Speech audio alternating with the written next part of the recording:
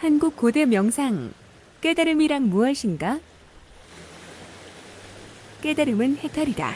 그리고 남들이 알아주는 법력을 가지고 있다. 예수 그리스도는 이곳에 오는 모든 이들에게 평화를 하면서 공간의 평화, 즉 마음의 긴장이 아닌 전신의 이완을 부르짖고 있다. 일상의 생각에서 벗어나거나 혹은 전생에 지은 카르마, 비밀형의 해소다. 하지만 법력이 없는 깨달음은 환상에 불과하다.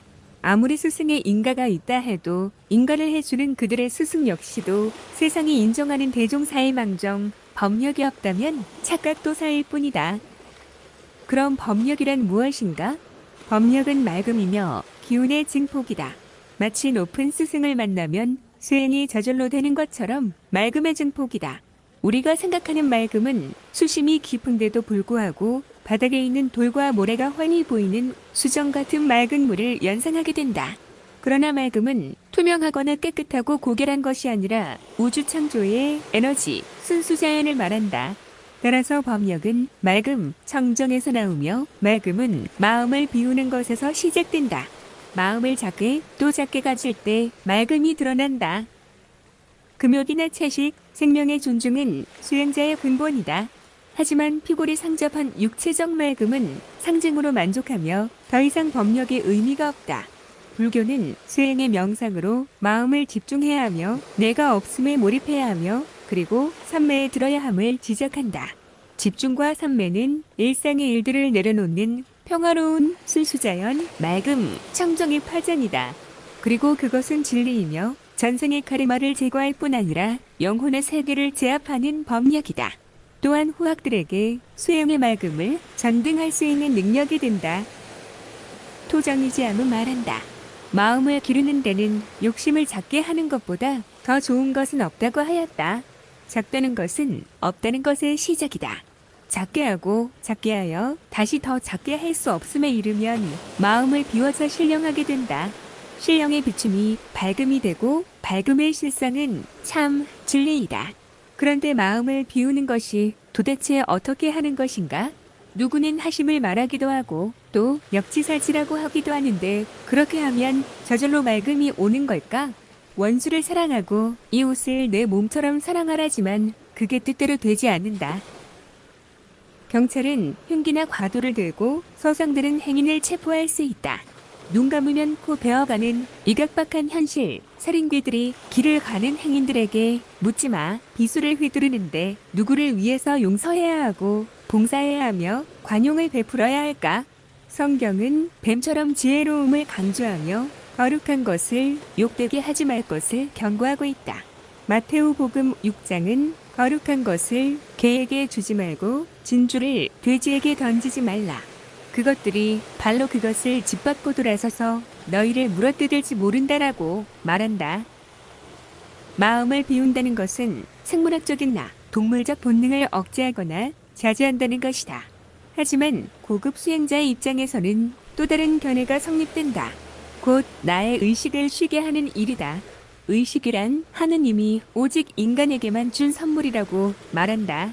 식탁 위에 물을 마시고 안 마시고는 인간의 의지다. 하지만 그것은 자아, 에고의 주인공이다. 그리고 자아는 생각의 출발점이다. 우리의 행위, 의식의 육신을 살찌우기 위해 좋은 음식과 권력을 선택한다. 하지만 집중을 이루기 위해서는 복잡한 일상의 일들을 자제, 통제할 필요가 있다. 그러나 마음의 집중과는 다르게 평소의 의식으로 갑자기 다른 차원으로 바뀌는 현상이 있다. 교회를 배타하던 지식인이 성경을 펼치는 순간 눈물을 흘리게 사건은 우리를 당황케 한다. 그러면서 지식에서 감성으로 돌변하는 지식인들은 정말로 신은 존재하는가? 하며 의문을 던진다. 하지만 그것은 그가 지난 생에 종교나 철학 쪽으로 심취하여 영적인 사건에 매몰된 카르마를 가졌기 때문이다. 신비주의란 여러 가지의 표현이 있겠지만 이곳에는 절대전하신 등의 초월적 존재를 내적인 직관이나 영적인 체험에 의해 직접적으로 체험한 관념이다. 예를 들어 저녁 노을을 바라보던 고교 1년생이 갑자기 노을이 아닌 다른 차원의 세계로 들어가는 현상이다. 그리고는 한참 뒤에 교실의 수업 시간으로 되돌아온다. 본인은 그 사건에 매료되어 젊은 시절 내내 방황한다. 결국은 종교학이 신비주의를 연구하고 또 박사를 가하여 대학 교수로서의 새로운 삶을 시작하게 된다. 하지만 이러한 모든 사건들은 앞에서 얘기했듯이 지난 생의 카르마에 기인한 탓이다. 영적인 일에 종사하거나 혹은 옛날 종교가들의 지난 습에 의한 나타남으로 해석할 수가 있다. 굳이 수양에 집중이 아니더라도 지난 생의 카르마에 따라 영적인 세계를 탐닉할 수 있다. 불교의 하늘의 세계 33천은 눈에 보이지 않는 세계인 영혼의 세계를 표현한 것으로 미루어 지난생 카르마와는 무관하지 않다.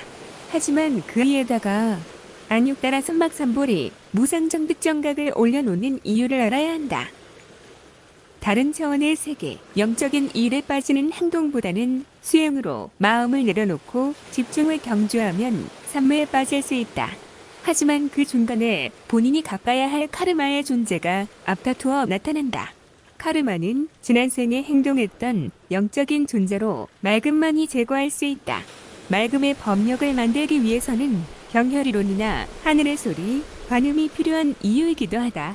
마침내 제3의 눈과 뒷머리 옷 침혈과 연결된 이근원통이 만들어지면 그때 비로소 영혼의 세계를 진압할 수 있으며 본인의 카르마도 제거할 수가 있다. 교회의 기도나 불교의 선도, 종교적인 지향을 빼고 나면 정신통일이다. 하지만 종교적 이데올로기의 실천은 의식이 작동함으로 인해 인위가 된다. 따라서 그들의 장점인 마음의 평화와 고요는 믿음의 암시에 의한 자기 최면일 수도 있다. 선에서 무주와 무착과 무상을 강조하는 까닭은 의식의 배제인 무신만의 순수자연과 소통하여 삼매로 진입할 수 있기 때문이다. 구하지 말고 의지하지 말며 상을 짓지 말라. 는 조사들의 법원은 일반적 무심이 아닌 반드시 무의일 때 지혜와 통찰력을 얻을 수 있음을 설명하고 있다.